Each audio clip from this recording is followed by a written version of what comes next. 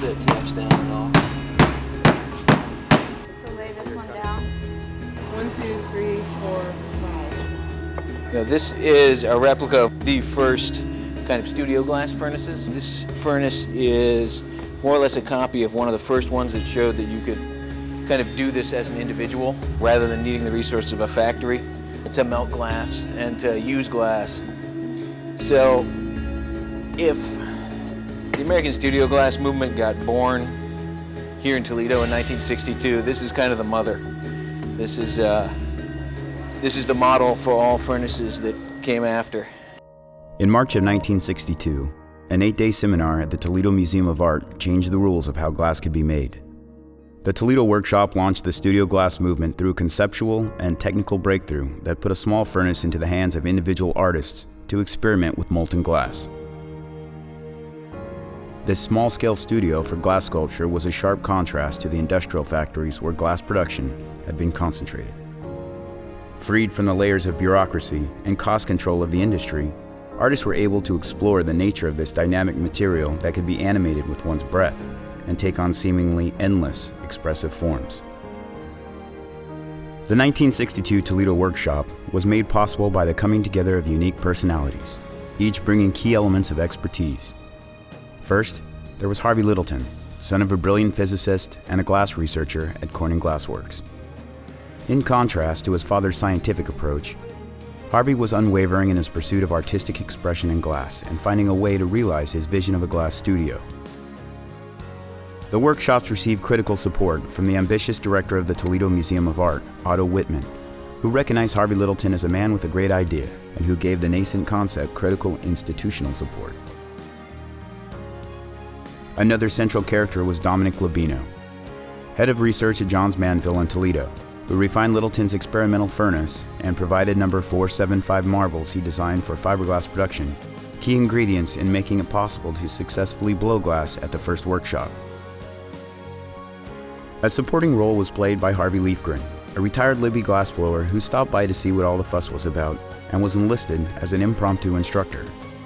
While Littleton sought to escape the confines of the factory, the first workshops would not have been possible without the benefit of the technical expertise born in the factory. 50 years later, Toledo, Ohio. 1, 2. 3 artists celebrate Littleton's groundbreaking seminar with a 7-day residency at Toledo Museum of Art. The artists will hand-build a furnace similar in design and use the same number 475 marbles in their contemporary exploration of the material. The Toledo Workshop Revisited. First step is centering this. Robert Minkoff is the managing trustee of the Robert M. Minkoff Foundation, a nonprofit dedicated to supporting the glass arts as well as health and human services. None of these people have touched this type of glass before or even in this type of furnace before. And hopefully we're going to see some very creative work come out. Andrew Page, director of the Robert M. Minkoff Foundation, was asked what he thought should be done to celebrate the 50th anniversary of Studio Glass. I felt there was an echo happening, a generational echo. And this would be the perfect occasion to celebrate the 50th anniversary by sort of working with artists who are embracing, whether they know it or not, some of the same ethos that dates back since 1962. Andrew and Jeff Mack, studio manager at the Glass Pavilion, started a dialogue about what was being done to celebrate the birth of Studio Glass in Toledo. And there wasn't much happening to mark the 50th anniversary of the workshop itself. And we felt that this was a way to have an action live sort of commemorative event that's also an art event at the same time. We discussed artists that are doing conceptual work. They were not technique-based, but were interested in process as part of their work. So we hand-selected 9 people that we asked to submit a proposal. And out of those 9 people, we evaluated the strongest proposals. Of the 9 applicants, 3 proposals were chosen for the residency. Amber Cowan holds a BFA from Salisbury University in Salisbury, Maryland, and an MFA in glass from the Tyler School of Art in Philadelphia.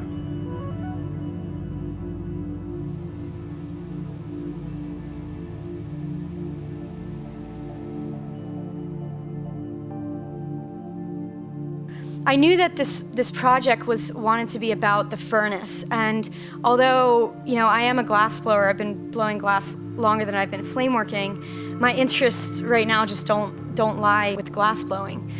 So I was trying to figure out a way to make it fit with flame working. I was also thinking a lot about industry with this project and about Edward Drummond Libby, who was the founder of the Toledo Museum of Art. He was kind of the father of the glass industry in Toledo. Another series of work that I do is basically reconstructing salt glass. So I thought that this was quite fitting with the project here, and I was interested in doing a piece with the Libby glass as kind of a tribute to the industry. Matthew Zaz holds a BFA in glass and a bachelor's in industrial design from Rhode Island School of Design, where he also earned his MFA in glass in 2007. Most of the things I do come from the material itself. I play around with it until I find something that it does that I like, and then I work with that until I can kind of figure out which way it wants to go and how it should be presented.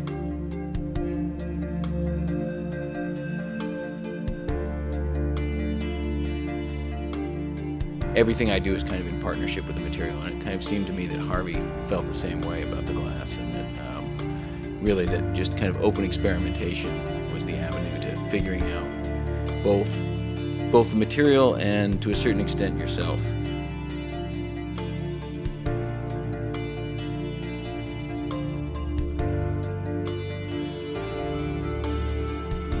So I was looking at these tube draws with their very commercial purpose. And I was thinking about what would happen if I took away the function instead of trying to make them perfect, start seeing how imperfect I could make them. They kind of have a life cycle. You get to see kind of birth and growth, which is all very exciting and optimistic. And then there's always tragedy in the end. And I kind of like having that metaphor for everything, pretty much embedded within the work. I like things that come and then disappear. Kim Hardy earned her BFA from Rhode Island School of Design in 2006, after studying glass at Pilchuck Glass School in Stanwood, Washington. She is currently an MFA candidate at the Art Institute of Chicago. One of the unique qualities of glass is that it literally freezes in motion. Because of this, you're actually able to capture movement, a frozen moment of the material in a moving state.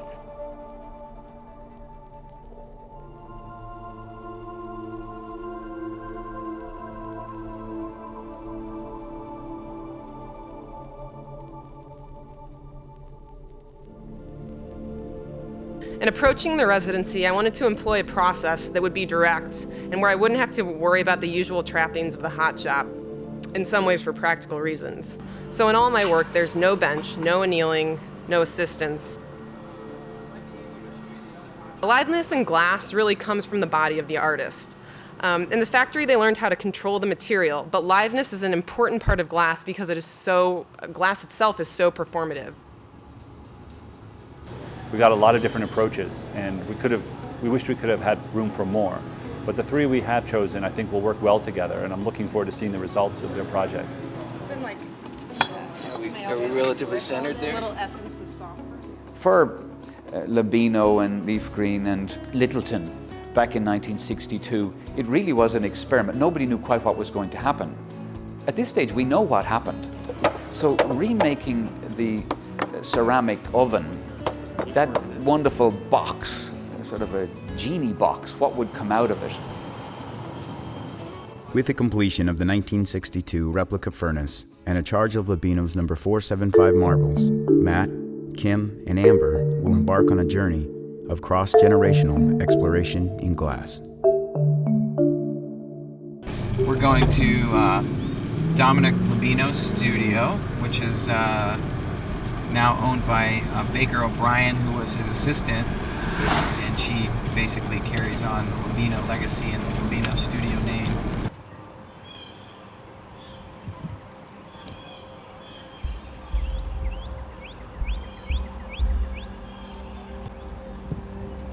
The furnaces are unaffected by power outages.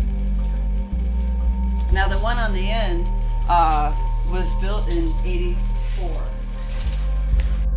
1 year after the 1962 workshop at the Toledo Museum of Art, Dominic Labino built this glass studio on his property, where he designed his own tools, furnaces, and annealing ovens to launch a second career.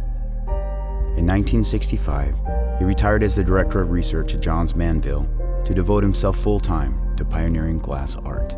He was a scientist, and he actually made this entire place as his workshop to like play and experiment and kind of inspire him, and that's a really sort of a beautiful relationship between the science and the art.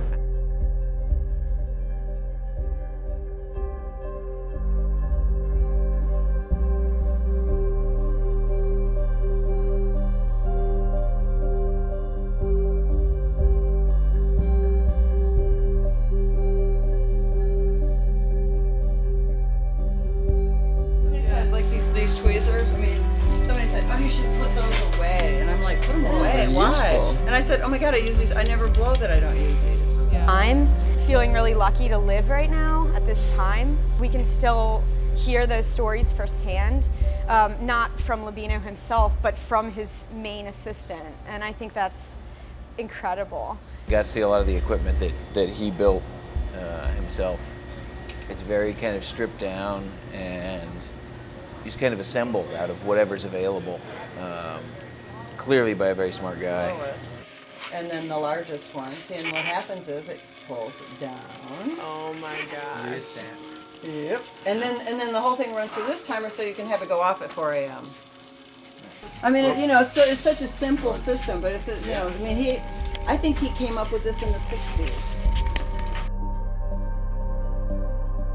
My work right now is about layering of history, and it just brings so much more of a story to it.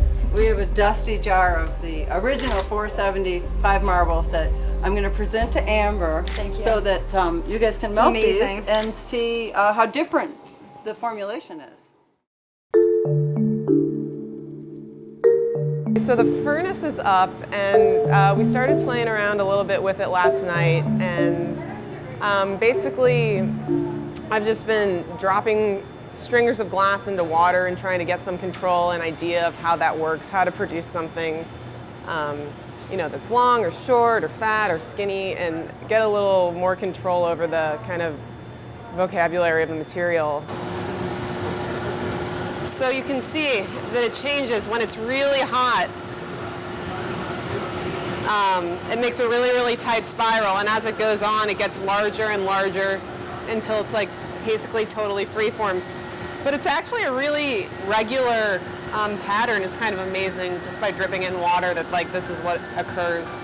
Probably going to spend some more time doing that today, doing some more experiments, maybe like ladling through a grate, which is a pretty well-known glass trick, but having multiple strings coming down at once, and just trying to get a better understanding of how these things work together.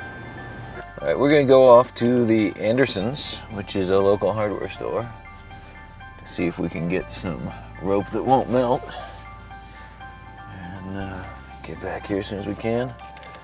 And maybe I'll actually get to make something today, which would be nice. Well, hopefully today we're going to be doing some tube draws. It's been a little frustrating because I haven't been able to get some of the materials just because it's the weekend to build a few of the things that I need to build. I'm gonna roll some marbles up on a bubble so it kind of creates like a helix kind of thing, and then blow that out. I'm gonna try to do as many draws today as I can without completely emptying the furnace. And this is our first test for the tube draw process, and I'm just gonna go for the biggest one to see how well it works. And this is a manifold that I put together before the residency to try and do a honeycomb with 7 chambers, and we'll see how it pulls. Actually, that might be fine. Yeah. Oh, that's hot. That's working. All right, well, that thing's ready.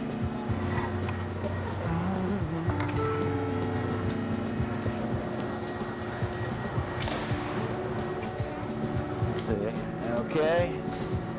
Boom, boom. Okay. All right, we're gonna let it down. I'm gonna try to get it. Fits in there. Turn it up a little more.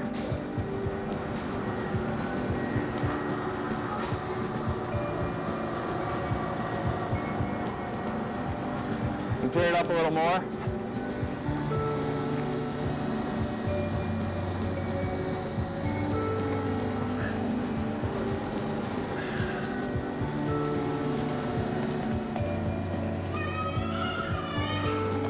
All right.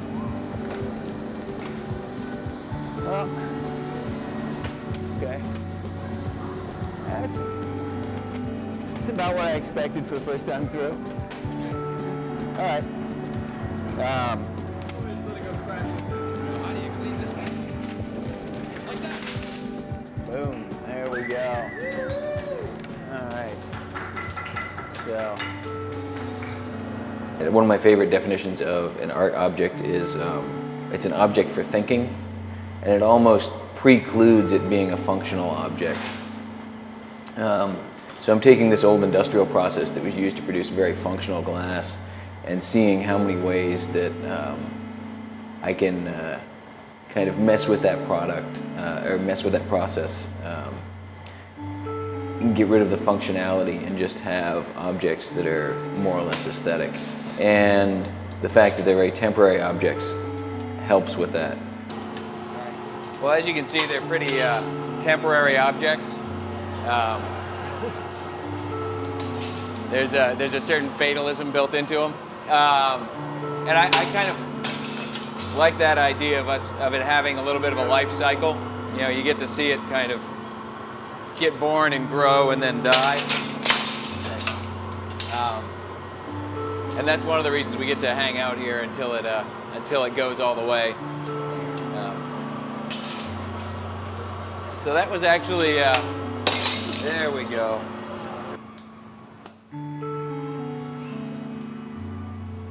These stringers of glass are really amazing because, you know, for one, they're really delicate, but they're also very elastic. They actually can like move back and forth and bounce and hold each other up. They're very stable. And so I think that, you know, if I could work on accessing those qualities and produce something out of glass that maybe, you know, moves under its own weight, or that, you know, supports itself, or that is, you know, large but very delicate. I think those things you don't expect about the material could be really interesting.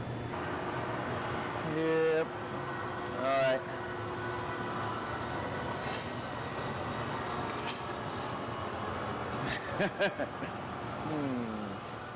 At this point, I'm still just playing around with it and seeing where it goes. First one we did, I had no clue what he was talking about when he was like, yeah, just like, you know, just like turn up the oxygen. I'm like, what are you talking about?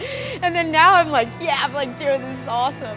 We're going to try the same thing this time, and then the last one is definitely going to be the curved one. But we got to get this right first. We must have a hole, right? Oh, there it is. Oh, okay. A little more air, Amber. Amber, more air. More air. More air. More air. More air. More air. Oh, where'd that break? I'm hoping that there are some moments that we can record that are really kind of beautiful and temporary and interesting. I was super pumped about the chance to work with this glass because, you know, after this week's up, I'm not really going to get to use that anymore. You know, I'm trying to familiarize myself with it and make the most of it this week. Yeah, man. I had this plan for a kind of like a marble roll-up. In my mind, they would just fuse together perfectly and just roll on the bubble, like no problems. But I was having problems with them. Even if I got the gather, like the bubble really, really liquid hot, and I grabbed a marble out of the kiln, it just, for some reason, it just wouldn't stick. All right, so we'll just let that cool down for a second. Let's hope. Let's hope I don't go too much bigger.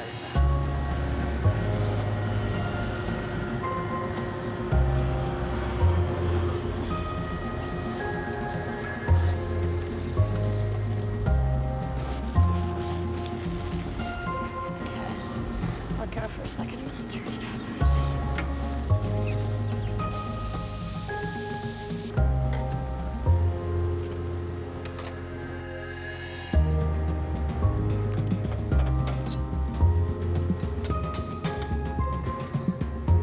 That's good.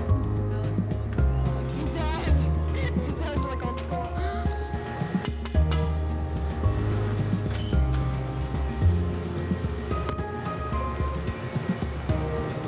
You know, glass is such a hands-on process, and you know, you can think about it all you want, but when you start actually working with the material, that's when my ideas come, and that's because you understand maybe this little mistake or just the way the glass is moving, it proceeds into a new idea.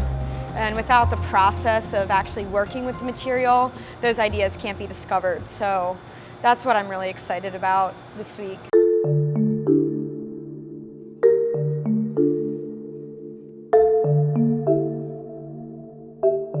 I think when the residency started, of course, you know, we come in like with a proposal that outlines like something fairly specific of what we want to do.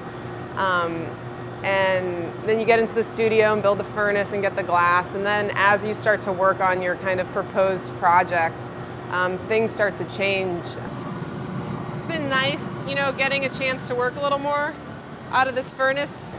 Instead of dropping it into water, I've been, you know, putting it on the marver. I've been like kind of making piles of stringers, one on top of the other. And now I'm sort of in a place where I'm more interested in this idea of just the freshest glass, like right out of the furnace, the first gather, and experimenting with that, and my interests are residing there rather than, you know, what I initially thought I was going to be working on. I just made this small maquette here, which basically just like 2 steel rods and a piece of wood as a way to try to stack the glass. So I'm hoping that what I can do is like just find a way to brace the glass against these rods and create a stack, and just kind of model the way this would look.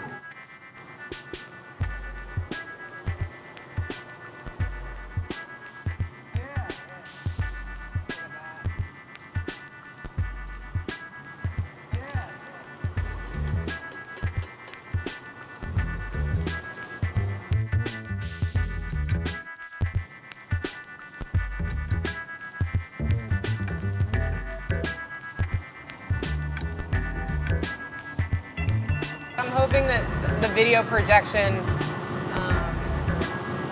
can get into it a little deeper and figure out what it can really do with light. It's also hard to look at things in a museum totally made of glass. You just see through everything.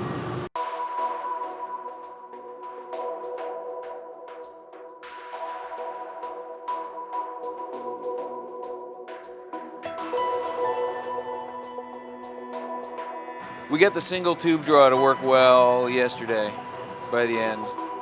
And so today we have 2 tube chambers that are kind of Siamese twinned. And we're going to see if we can keep them inflated and make them turn in a spiral together. Carabiners are attached to the rope. So it goes like this. Dink, dink. All right. And we blow into the blow hose, and everybody walks in circles as this thing goes up. And we're going to try to get it to spiral. Yeah, so it should be pretty funny.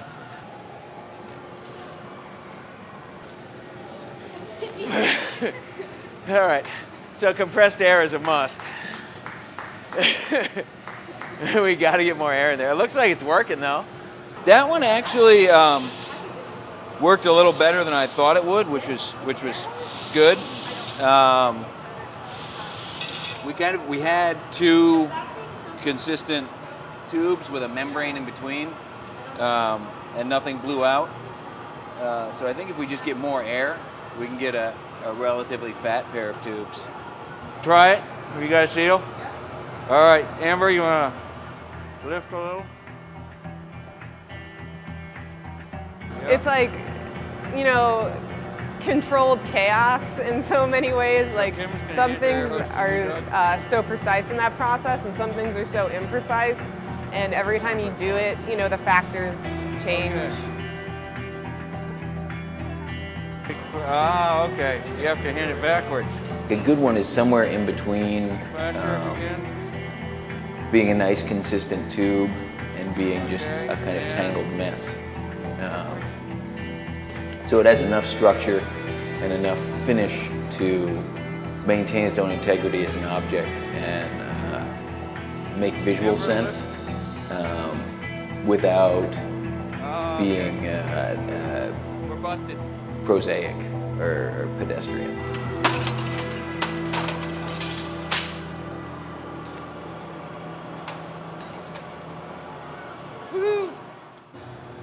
Kim, I think for the first couple days was still really trying to figure out what she was going to do and kind of how the material works. For me, when I come into any art making situation, but certainly one that's only a week long, there's a lot of anxiety at the beginning and a lot of anxiousness to like do something and produce something.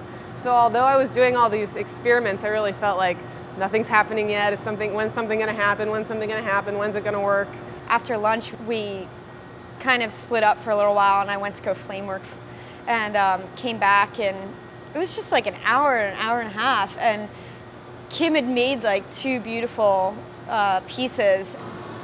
So this piece, you know, as I was just pulling the stringers, something that happens frequently in the glass studio, as they were going into the bucket, they just started to pile up on top of each other and kind of catch more and more into this interconnected web. So what I did was I picked it up and you know, set it out and started to add more and more stringers, just like I had been doing. And it's, you know, kind of hung together as I removed the entire thing. And this is really exciting because, you know, what this looks like, which I was really interested in these, is this sort of like kind of topographical description, but also distortion that's happening. This is really different, you know, than the first couple days, but sometimes it takes a while to get anywhere interesting, I guess.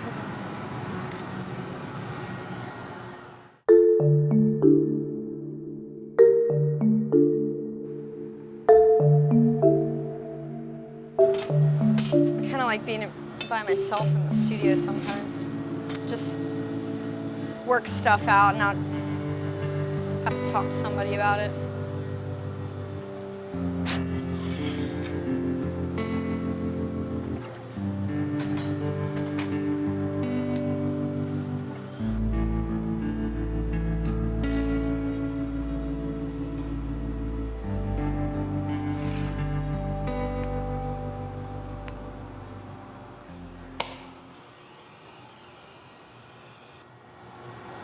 The original workshop, they were just making a lot of traditional things.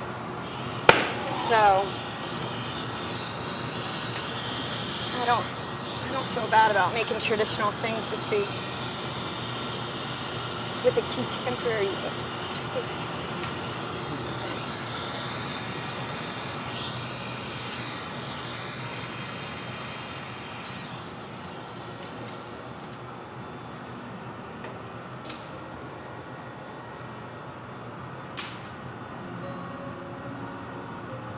Oh God, please stick.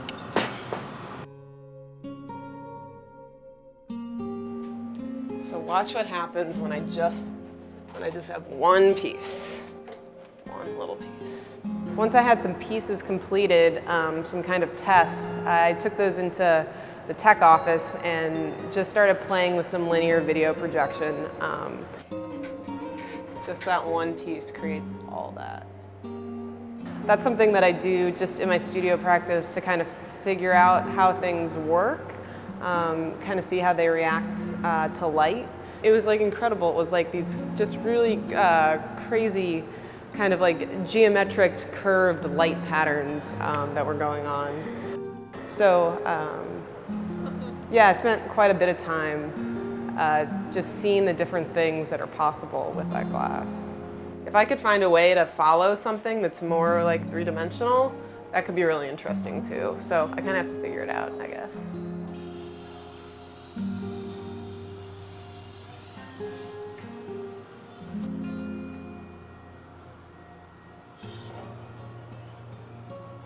I'm definitely following my original scheme, but in a way that was a little loose. I knew that I wanted to use the marble as a focal point, kind of like having it represent cells or like a cell structure.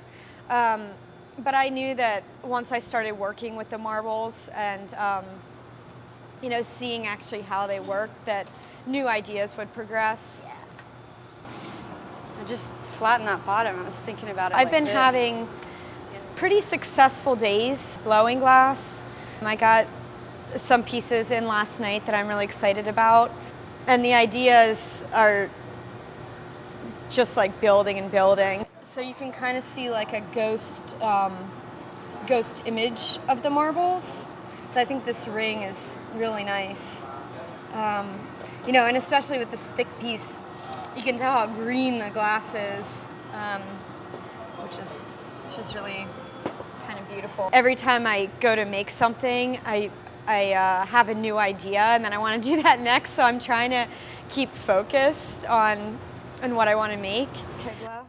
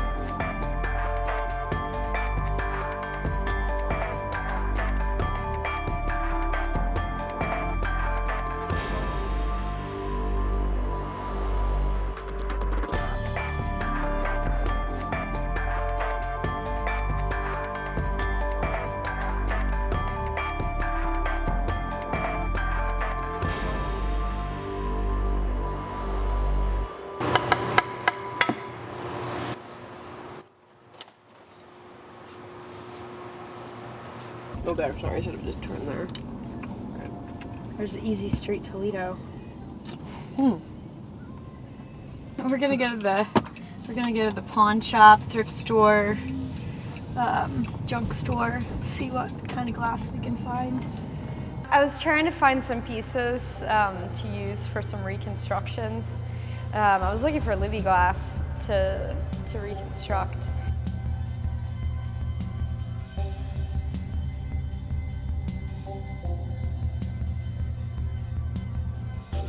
The residents visited the production facility of Libby Glass, the company started by Toledo Museum of Art founder Edward Drummond Libby in 1888.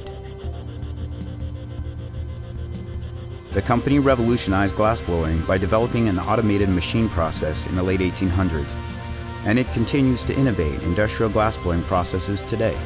From what they said, and I didn't realize this, that Libby is the oldest running glass factory in the U.S., and that was really interesting. The furnace, you know, melts 400 tons, but is basically just an enlarged version of what we just built.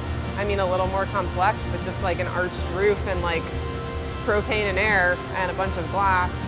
It's just so amazing and beautiful to watch. You know, it really kind of has to be handled a little bit delicately by these like really gargantuan machines. And so it's just actually incredible to see that sort of feat of engineering.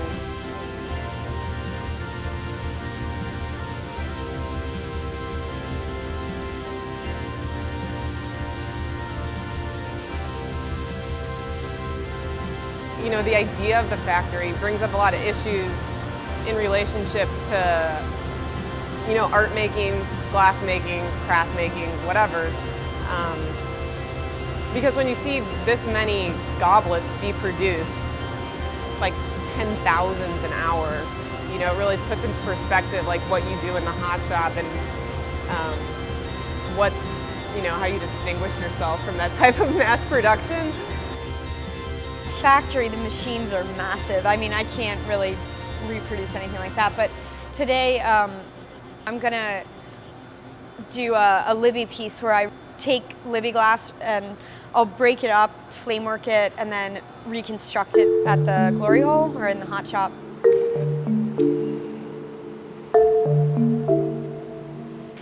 This series I'm doing, I'm gonna be doing the next couple of days, is more like what my work right now is like, my sculpture outside of the residency. And I'm kind of basically taking glass that you see all the time and have gotten very used to the shapes and the way it feels in your hand or something, and transforming it into more of a sculptural piece. So now I'm kind of working with the projector and some glass to get a better idea of how big and how bright the installation can be.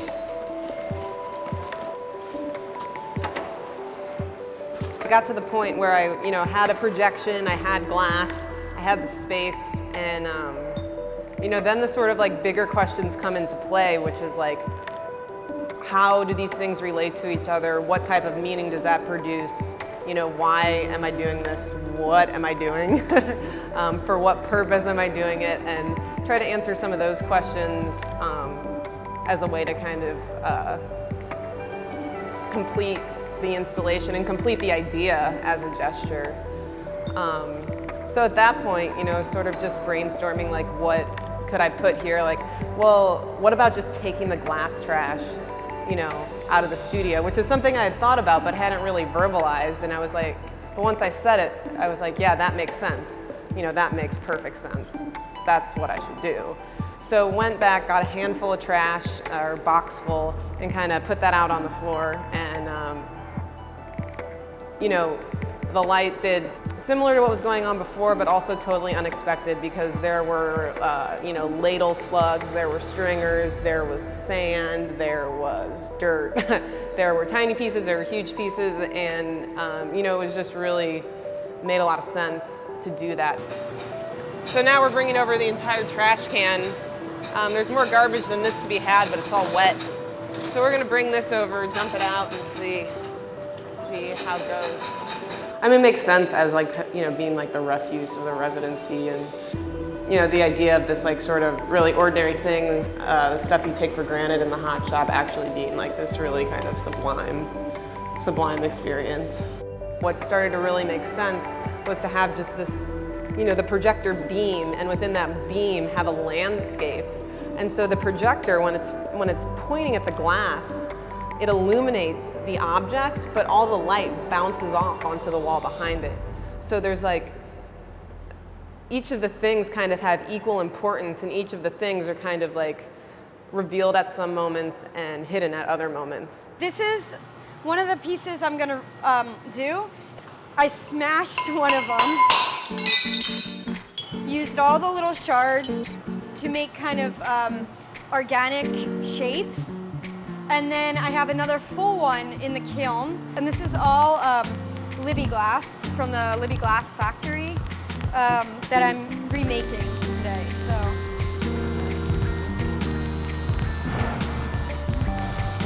Think a happy thought.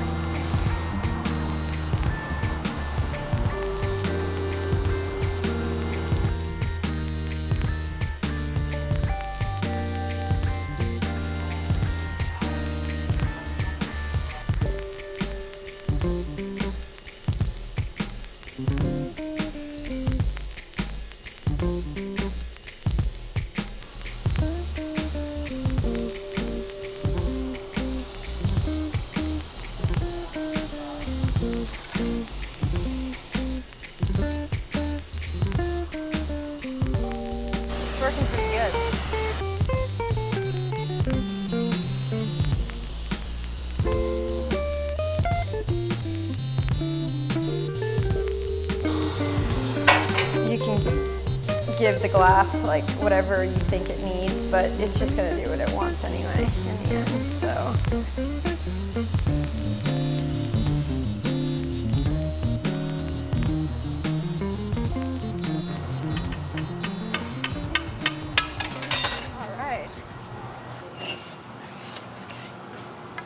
Do a lot of reconstructed pieces, but never with that specific type of glass.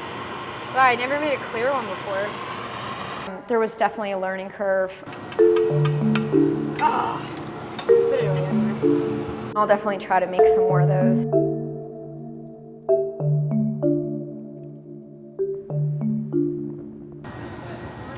So this is a larger experiment of a piece I did earlier, playing with the stringers. This has been a fun, more sculptural approach to just like try to build up form on the marver. So basically what I'm doing is I'll create like a kind of stringer form in a bucket, turn it upside down onto the marver, and then add more stringers on top of it. And it's pretty amazing because of gravity and because of the irregularity of the form. It takes on a really landscape-like, mountain-like, natural shape in the piece.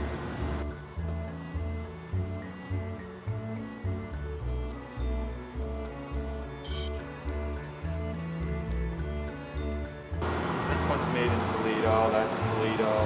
I really think it's a lot of fun for us at Libby to come over and see what people are doing with glass and how to change it and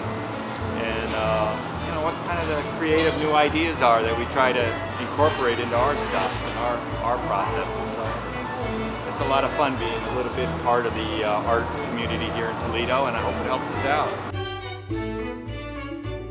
And they said they're way overcomplicating things with their gigantic furnaces, that it's nice to see one so simply built.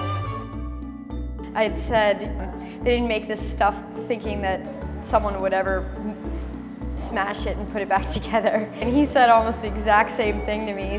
So we don't normally think of people putting them together. so I was trying to tell him what I did, and I don't think he really got it. Like, it's hard to explain. And then once he came here and saw what I was doing, he got excited about it, and he was happy. I was a little concerned that maybe they were not happy I was doing it. The Toledo Workshop Revisited residency brought 3 artists to the location where it all began, 50 years to the day after Harvey Littleton held his groundbreaking workshops at the Toledo Museum of Art. I came into this residency with a really open mind. Like, I had an idea of what I was after, and I definitely started at that place. And that idea was trying to capture liveness in glass, and really thinking that this linear stringer of glass was going to tell the story of that. As the process went on, as you've seen, a different story emerged of what was really interesting. I just feel really lucky about how everything went, that I had this opportunity. It really connected with my work I'm doing now. I felt like I had a connection as far as the Libby glass and that being a part of Toledo as well. It was just a great dynamic the whole week with everyone. I'm still kind of chasing what I was hoping to get when I came here. I'll probably end up taking some of the stuff that I've learned here, just about the tubes and about how to manipulate them and how to produce ones that are interesting, and do them maybe in a different environment that's not as busy or industrial, that isn't surrounded by all of this equipment for making glass, so that the glass is more of an individual thing in an environment that's different than it, so that it feels a little bit more like, I don't know, a protagonist or something. We'll see how that goes.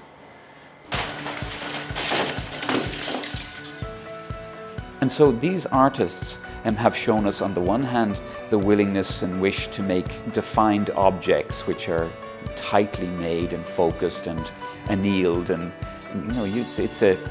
you know that there's something going to come out of it. And to the other extreme, you know, an artist, Matt, wanting to create things that literally collapse before your eyes, where it's a multi-sensory experience of listening to what's happening, and seeing what's happening, you know, almost wanting to touch this extreme, put your hands around this, literally break down after this making. So you have this birth and death, but not death, because it's now a pile of glass. And then Kim comes along and she wants to put this pile of glass on the ground, and she's going to project images onto it which have a sort of vibration and a calibration that causes us to understand the rhythms of the world amid chaos. So that's, I suppose, the essence of it for me: order and chaos.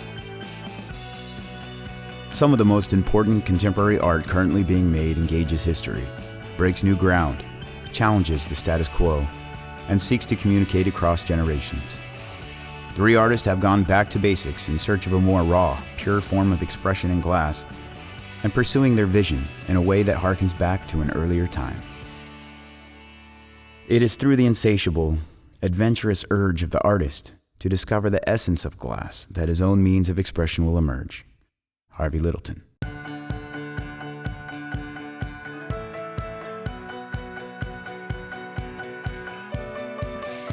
I knew that this project had a lot of layers and involved a lot of different people, but what I saw happen throughout the week was just this sense of community. As Harvey Littleton said, art is always made in a state of crisis. If the necessary risk is taken, the outcome will always be in doubt. This one is curving. Oh, this is good. You come over here so you're...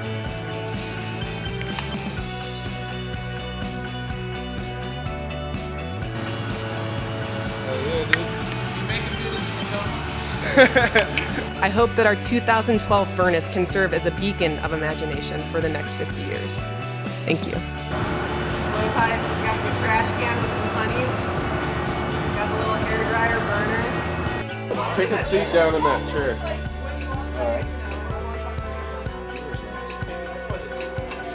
Look out the window.